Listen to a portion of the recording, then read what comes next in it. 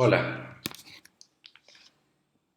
bienvenidos todos. En esta ocasión vamos a jugar un poco con el dataset de Iris y vamos a ver en la práctica esos conceptos de clasificación que ya hemos venido tratando en el curso.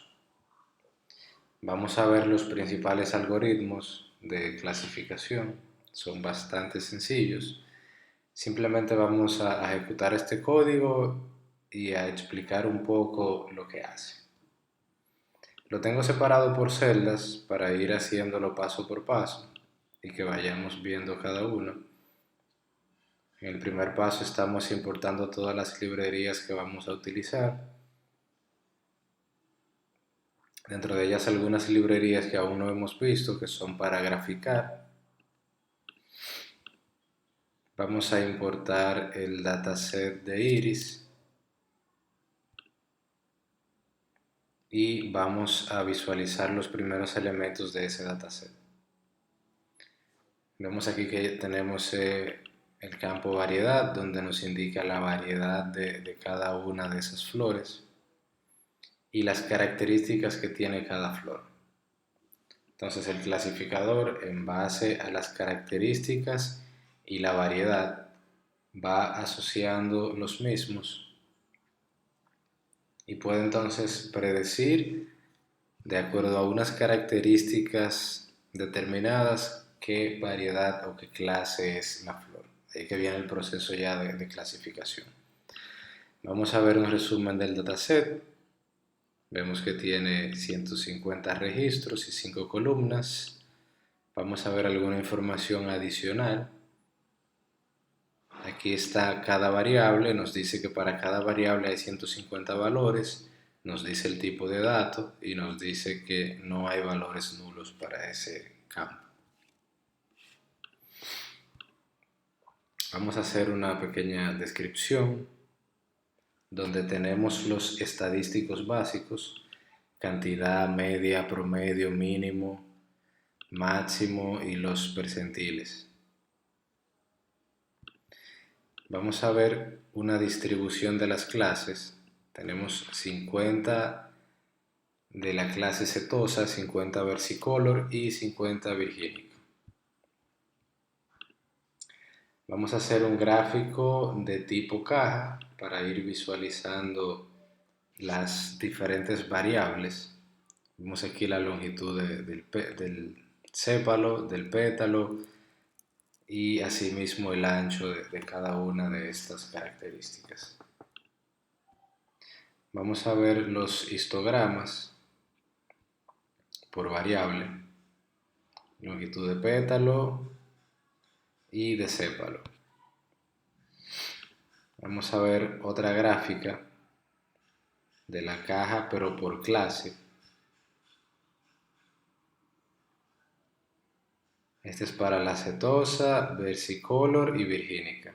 Si se fijan, hay una ligera diferencia entre cada gráfico, que es lo que usa el clasificador para poder agrupar cada registro en el correspondiente grupo o clase. Vamos a hacer un gráfico de la longitud de los pétalos. Vemos aquí que los pétalos también varían de una clase a otra considerablemente. Es mucho más fácil comprender la información de esta manera que viendo estos números. Habría que sentarse y analizar muy bien qué quieren decir cada número. Si se fijan, para la variedad setosa hay números muy similares porque comparten esa característica de longitud de pétalo y sépalo. Pero aquí es mucho más sencillo de apreciar. Vamos a ver la matriz de diagramas de dispersión para cada una.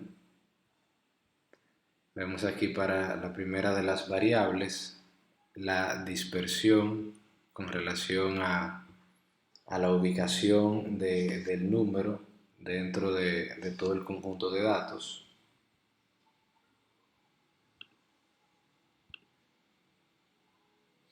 Vemos también la relación entre variables con este gráfico de la función de plot. Todas estas funciones Tienen bastante documentación en internet que ustedes pueden conseguir, tanto la matriz de diagrama de dispersión como la de Boiling plot, como la de Pearl plot, todas son funciones para graficar y cada una tiene eh, mucha documentación, con la cual pueden conocerlo un poquito más y ver diferentes parámetros que pueden pasarle para hacer diferentes gráficas. En este caso estamos haciendo las gráficas más sencillas porque solamente nos interesa ver en la práctica los algoritmos de clasificación y poder identificar cuál se adapta mejor a nuestro modelo. Ya dijimos que no hay un algoritmo mejor o peor, sino que depende de la situación y de cuál se adapte al modelo que estamos usando. Vemos aquí la leyenda donde nos indica que la cetosa es la azul, la versicolor es la naranja y la virgínica es la verde. Si se fijan, aquellas que tienen características un poquito similares en sus fronteras, está la virgínica y la versicolor. O sea que si alguno de los algoritmos no es eficaz al 100%, no tiene una precisión de 100%, es muy probable que se equivoque con una de estas dos. Esta es muy difícil equivocarse en la clasificación porque está claro que está totalmente aislado del resto. Ahora estas tienen una ligera intersección entre una y otra, donde para algunos casos algunos valores pueden coincidir. Pero aún así es bastante aceptable la precisión de estos algoritmos con este conjunto de datos. Es un conjunto de datos muy básico y que está muy bien definido y que es muy bueno para empezar a comprender estos algoritmos.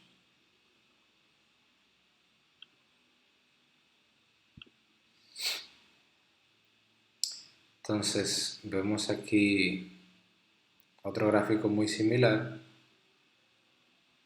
donde vemos la clasificación entre uno y otro, dependiendo de la clase en la que estemos utilizando.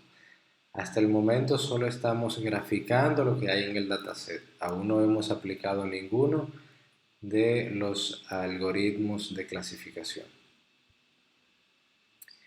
Aquí sí ya vamos a iniciar a aplicar los algoritmos de clasificación. Vamos a importar algunas métricas que vamos a utilizar. En este caso estamos dividiendo el dataset en conjunto de datos de entrenamiento y de prueba. Estamos destinando aquí el 20% de los datos para prueba, donde el algoritmo va a hacer la prueba con esos datos, luego es entrenado.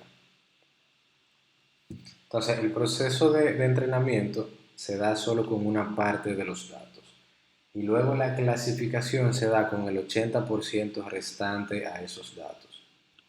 O sea, yo tomo 20% de los datos y le digo, mira, los registros que tengan estos valores en estas características corresponden a esta clase de flor, solo con un porcentaje pequeño de los datos.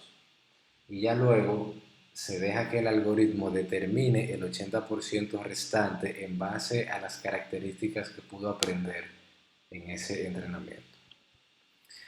Vamos a ver aquí el primer algoritmo, que es la regresión lineal. Tenemos un resumen de las predicciones. La cetosa la pudo predecir al 100%, versicolor por igual, virgínica solo un 86%.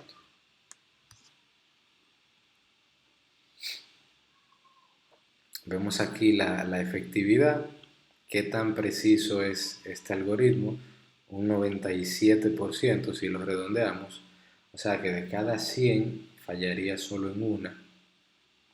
Si se fijan, la que falló fue virgínica. En los gráficos vemos que la virgínica es la verde, es la que tiene un punto de encuentro con la versicolor y por eso un poquito la confusión. Ok, luego de la regresión lineal vamos a ver el método bayesiano.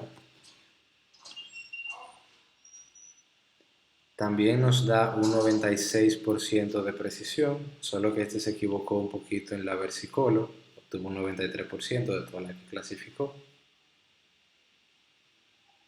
y realmente está muy bien.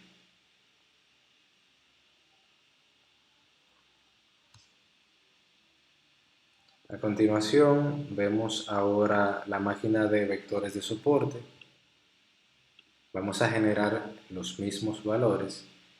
Este en cambio obtuvo un 100% en todas. No significa que este algoritmo sea mejor que los demás, sino que este algoritmo se adapta mejor a este modelo de datos que los demás.